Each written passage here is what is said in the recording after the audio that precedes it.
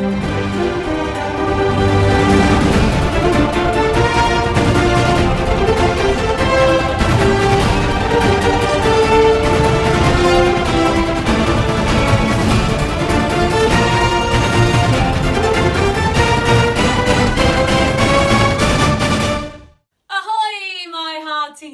welcome back to another episode of Swashbucklers. It is great to have you once more on board. In fact, why not hit the thumbs up button just below and show how much you are enjoying our episodes. You could even get your grown-up to press subscribe to our channel so that you're able to see some more of the great stuff we've got lined up for you in the next few months.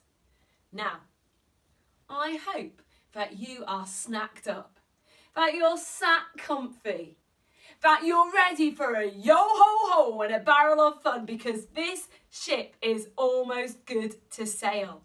Already this morning, I have been scrubbing the deck, climbing the rigging, hoisting the flag, and I've hung many a picture up in the gallery sent in by you fair freeboaters. So let's be having a gander now, be ye? It's fantastic to see that Jolly Roger has an apprentice whose jokes are even funnier than his, I've been hearing. And sheets have been filled in once again. And take a look at all these boats carrying cargo far and wide. Some mighty fine building and decorating has gone on. And these will act as fabulous reminders of our true Bible story we heard yesterday, when Jesus stood up in a boat and stopped a storm just by speaking. Well done, guys, for sending those in, and keep the pictures and videos coming. As ever, we are going to have games to play and crafts to make. We're going to have a true Bible story to listen to and truly awful jokes as well. We're going to find out what happens to Jimmy and who won the Storm Bottle competition. But first, it's time for our Motley Crew challenge. Today, Mark and Aileen and Fashomi are going to be competing and seeing who can transport the most water in 30 seconds. Transport it in their mouths. So the question is, who has a mouth as big as Adam's? Let's find out.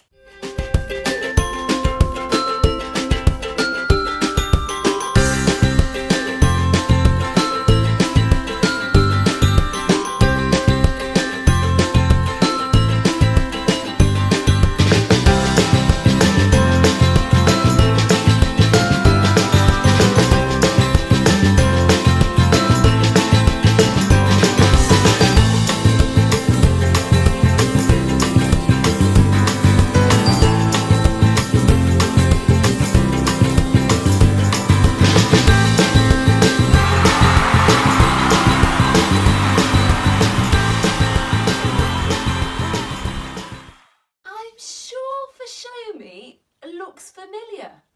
I feel like I've seen him somewhere else before, but where? Well, anyway, who do you think has got the biggest mouth in your house? There's only one way to find out. Give me a yell in 3, in 2, in 1. No, stop. No, the only way to find out is have a go at that water transporting challenge and send us in a video to evidence it. Or perhaps you want to mark an X on your wall outside using chalk, or stick one on your window and try this game at home.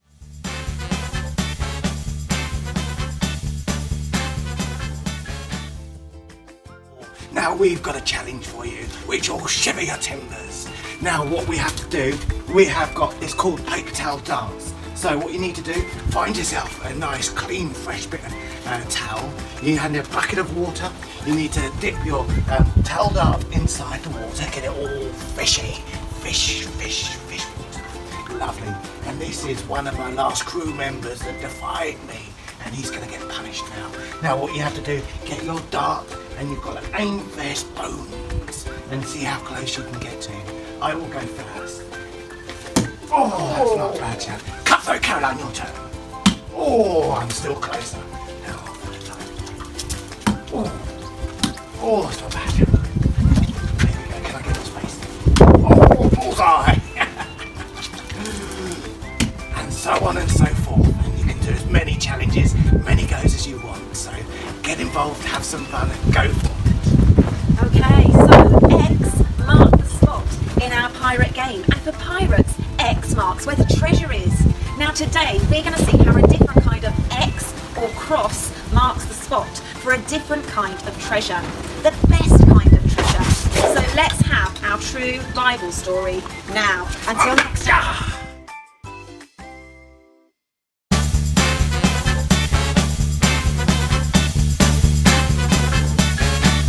Hello again, boys and girls. We met someone in yesterday's story who threw up so many questions. The man Jesus. Even his friends who knew him best, they found themselves asking, who is this? When they saw him giving commands to the wind and the waves. Who is this? Perhaps these disciples should have known better, because God had promised long ago to send someone, one of Eve's children, who would smash Satan's head, even as the enemy would bite his heel. Jesus is the one from God, God's own Son, sent to reverse the curse. But how? Because Jesus' life wasn't looking like you might imagine for the Satan smasher. He travelled the country, teaching and healing, as more and more and more people chose to follow him round. In fact, so many people were now following Jesus that the authorities in Israel felt more and more sort of threatened. Time to stop this. When the chance came, they arrested Jesus. And they dragged him away in the night and tried to come up with some excuse. An excuse to kill him. Can you even believe this? This perfect man who had done nothing wrong. More than that, he had done so much good. He'd helped and healed and guided so many people. And they were going to kill him. So the soldiers, they dragged him away. They were going to have their fun.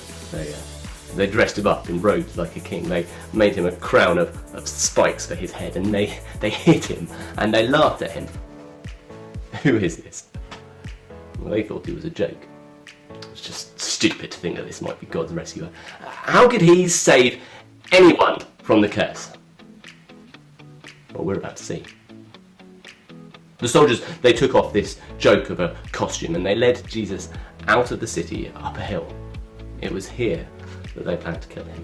The plan was to put a wooden post in the ground with a second plank of wood fixed to make a cross shape.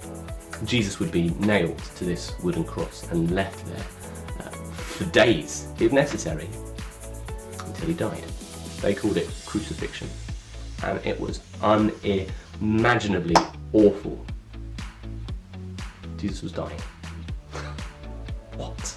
The one to reverse the curse? To rescue the world from the mess we made? We ignore God's way. We listen to the lies of the snake, and we need someone to crush him, but it looks like he's being crushed. Do you see what's going on? This is not a mistake. This is no accident. God is completely in control. Jesus is working exactly to plan. And God helps us see what is happening here with two bizarre things that happen as Jesus is dying. Bizarre thing number one, it was the middle of the day. The hot, dry sun was beating down on that hill in Israel. But then, darkness. The middle of the day, and the light is taken out. God did this. God shows with darkness that he is here in judgment. He is angry. He has brought his wrath. But who's being judged? Jesus has done nothing wrong. But this is the key. This is how we understand what's happening here. Jesus is experiencing God's judgment because of what we have done. Me, you, all people. We have gone our own way, not God's way.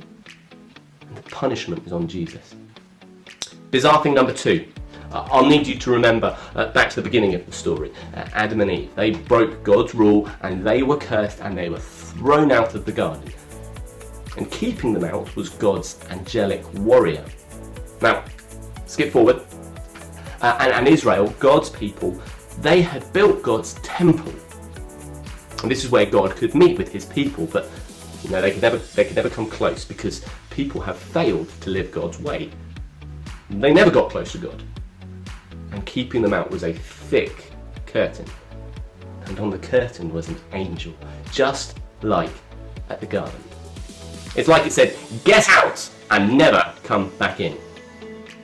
Well, back to our story. Jesus is hanging, bleeding, dying, and at that moment that Jesus dies, in the darkness of God's judgment, at that moment the temple curtain is torn in half from top to bottom. God did this. God takes that barrier, that no entry sign, and he tears it open. God's people can walk right up to God as if they'd never broken God's law. Jesus has done it. He has reversed the curse, and he died to do it. The day was getting on. The sun set. A more natural darkness starts to settle over the land, and some of Jesus' friends take down his body from the cross he died on. They wrap the body and they lie it in a tomb, a cave that is cut into a rocky cliff, and a huge stone is rolled across the entrance. They had no idea what Jesus had achieved. This was just a sad day, the day their friend died. Jesus had done so much good. There's no way the story can end there. Come back tomorrow, won't you? Because the best is still to come. And there we have it. There we've seen God showing his awesome kind of love. An awesome kind of love which means he doesn't just create the stunner of a world we live in, or give us the best ways to live, or show his power to rescue again and again. But an awesome kind of love that meant he sent his son into the world to die in our place. Why? Well, so that we can be forgiven instead of punished. So we can be his child instead of being his enemy. Isn't that mind-blowing stuff? So I think we should definitely stand up and sing up and dance up as the shanty kicks in. And don't forget to send in your videos of you performing this. We're going to give a prize for the best dance video at the end of the week.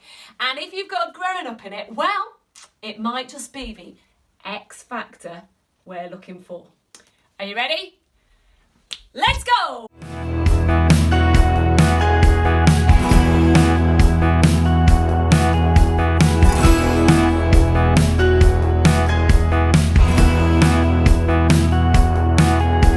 Don't it blow your mind to see the awesome kind of love our Father has got?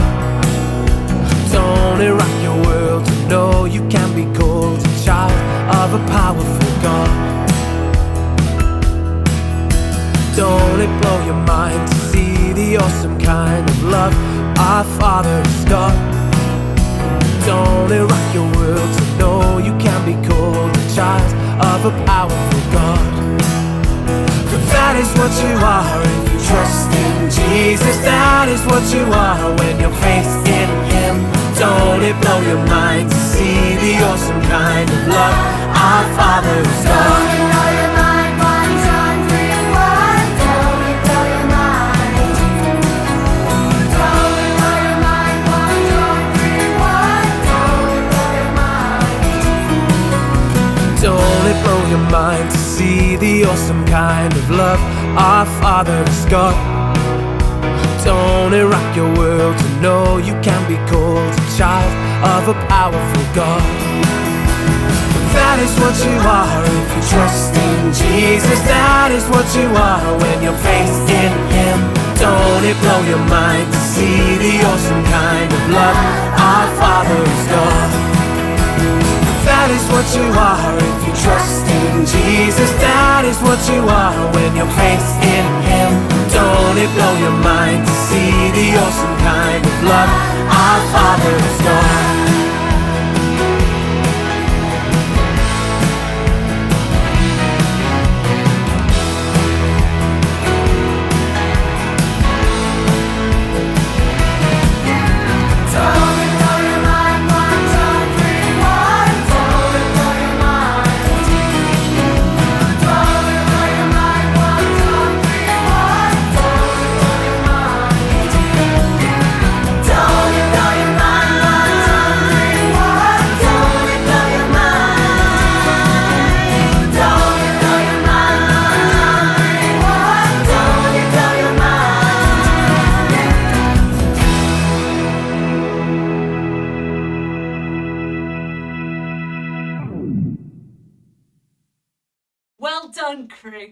I bet that song is banging round your head all day, reminding you of God's awesome kind of love for us.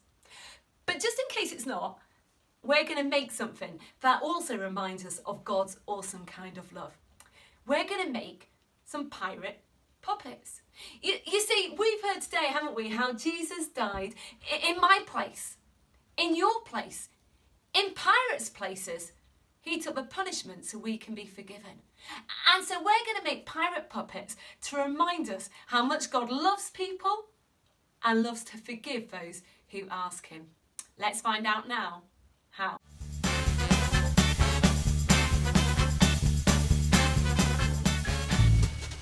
Hello, today we're going to make our own pirates. So if you'd like to get your kit ready, and you might also want to get some scissors and a glue stick and some pens, because you'll need those as well. So first of all, what you need to do is, from your black piece of paper, cut yourself a pirate's hat and just a little circle for his eye patch. Then we'll get our spoons. First of all, we're going to stick some of the wool on for his hair. And then get one of the googly eyes and stick that on.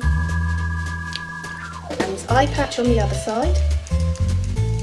And then we'll put the pirate's hat on the top. Then you'll see I've drawn some stripes on my spoon.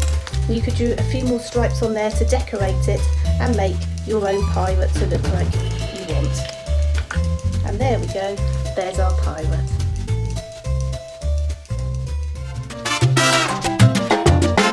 Been raining so much recently, I've had to get her own brolly. And that's why I call her Brolly Polly. Ha-ha! What do you call a pirate's haircut? A crew cut! What did the ocean say to the pirate? Nothing! He just waved! Ha-ha-ha! What's orange and sounds like a parrot? A carrot! They've looked up. They've looked round. They've searched hard for this treasure to be found, and they know that the treasure is near where the X is. But the question is, who can we get the X on the spot out of Ian or Sarah? Well, they're going to play the quiz again today, and this time, when they get an answer right, they've got to pull on a blindfold, they've got to pick up a stick, they've got to spin round 5 times, 2, 3, 4, 5, and then they've got to stick the X on the map. Who do you think is going to win? Why not try and beat them to the buzzer as we play the quiz?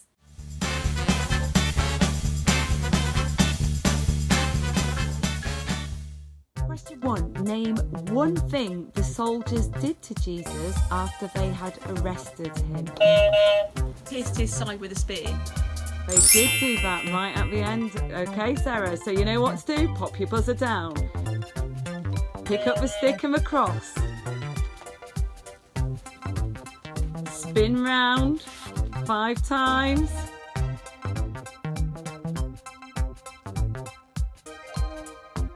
Question 2.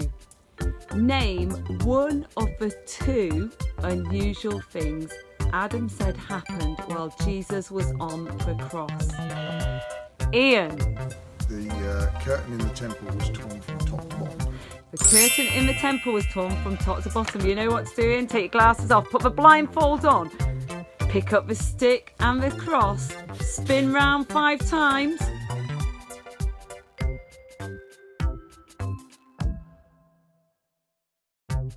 Final question, with Sarah very much closer to the treasure at the moment, is this. After Jesus died, his friends took him off the cross, and where did they place his body? Sarah. In a cave like Tomb. In a cave like Tomb. You know what to do, Sarah? As the plane gets noisy ahead, put your buzzer down, put your blindfold on, bend down and pick up the X and the stick and go round 5 times.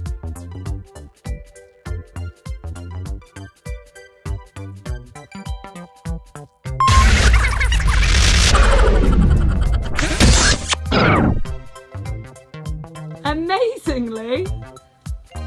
Sarah got closer on the map on her very first go. Well done, Sarah, you have won today.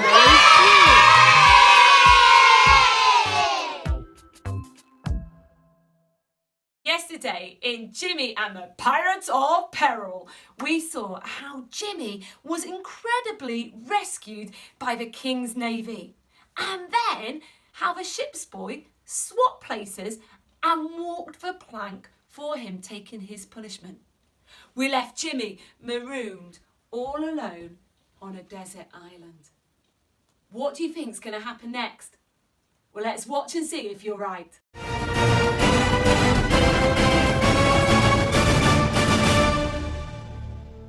Stranded. That's what I am. Stranded. Nowhere to go and no one to go with. Just stranded. Well, at least I'm still alive. I can't believe that the ship's boy was willing to die for me. He saved my life. But what should I do now? I don't know much about desert island survival. Hang on.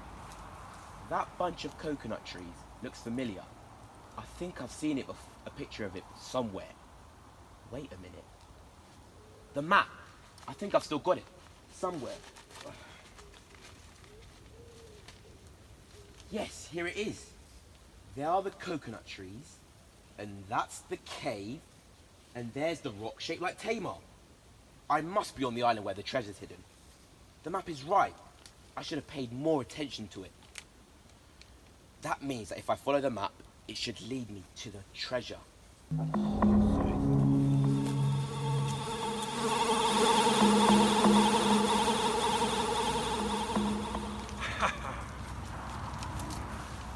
Join us, mateys. Here we be on Treasure Island. I knows, because when that landlubber was asleep on the boat one night, I snuck a peek at his map. And north by northwest it said, north by northwest we did sail. Arr! Arr! We followed that wee naval ship here and saw young Jimmy sit ashore. We'll follow him to the treasure. Aye. I still don't understand why we put him ashore, Captain. Surely he should be walking the plank for piracy. Aye, well, you see, there's only one explanation. That Navy captain must have given him a royal pardon. Pardon? Aye, that's right. What's right? What he said. But I said pardon. Aye, that's right. But I said pardon because I didn't hear you. What? What happened to Jimmy? He got a pardon. Pardon? A royal pardon. It means the king forgave him. But that's impossible. How could the king do that? It says in the law that... He'd have to walk the plank for piracy. Aye. But somebody must have walked the plank for him. But who? I don't know, me matey. But we can't stand round here belly aching all day. We've got to get back to the task at hook. I mean the task at hand. Captain, what be that task, be that? We've got to get to that there treasure before the landlubber does. Aha! It be a journey of danger and excitement. We must be prepared. What have you got in your pockets? What can help us? I've got some bloodsucker polish. That'll be great for the party afterwards. Oh, I've got a sweet. I'll have that later. Yeah, you keep that. I've got my teddy bear. Yes, I know you like to cuddle it at night. And I've got my golden coins, hand them here. No, my golden gerbers that my sweetheart Crunchbone Chris gave me last week. Oh, he's so cruel and cantankerous. Never mind, no need to be so crabby. Anyway, it's time we were off to get the treasure. Mine's the rock that looks a bit like Tamar.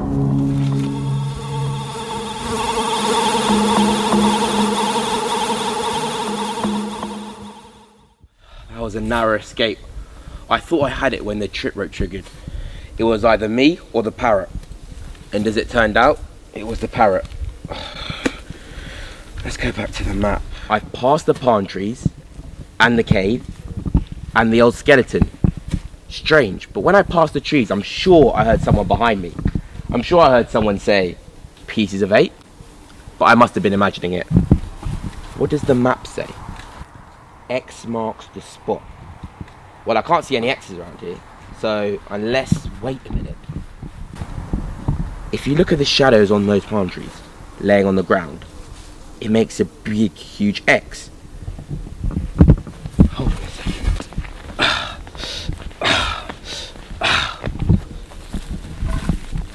No way! It's the treasure! I found it! Hey, Jimmy, Jimmy, Jimmy, Jimmy, Jimmy, Jimmy found the treasure. Hey, Jimmy, Jimmy, Jimmy, Jimmy, Jimmy, Jimmy found the treasure. That's right, he got 600 golden coins. And is it going to be a happy ending then? Will he retire in the sun? Well, you need to come back tomorrow to find out. I know, you knew I'd say that, didn't you?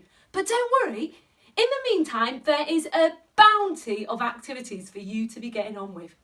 You might want to chalk an X on your wall or tape an X on your window and throw paper darts at it. Or perhaps you want to get a tray, mark an X on that and get your parents to be a running target holding the tray. And if they won't do that, boring, then get them to join in the song video with you. You could, of course, make up your pirate puppet and send in a photo of that, or perhaps have a go at the water transporting challenge. We'd love to see videos and photos of all of these activities. And of course, there's today's competition. Today, we want you to design your own treasure map. You can make it as old and ragged looking as you like. You can draw on as many places as you want. And don't forget to put on the X that marks a spot for the treasure, because that treasure could lead you to golden Gullivers. Talking of which, let's have a look at some of the entries to yesterday's competition with the storm bottles. Some of these are super stormy, aren't they? I wouldn't want to be out in a boat in that kind of weather. And check out the sea life on the bottom one. But today, I can tell you that our winner is, drumroll please, Jessica! Look at this. From the top to the bottom, the theme is running through. You've got the thunder clouds and the lightning flashes. You've got the pirate theme and the boats below. And I love the stormy streamers. Well done, Jessica. Gulliver's Kingdom tickets coming your way soon. Well, sadly, it's almost time for us to be hitting the waves of goodbye. But before we do, I have a very important announcement. That's right. On Sunday, on this channel at 10:30, as part of our online church service, we're going to be watching a whole load of photos and videos that you sent in through the week. We've got our Swashbucklers mashup, and in addition to that, we're going to be announcing the winners of the family treasure hunt and the family quiz, where you could get tickets for the whole family to Gulliver's Kingdom. Wow! So make sure you tune in at the later time of 10:30 on Sunday. But for now, it's tally ho ho ho, and I'll see you tomorrow at 10.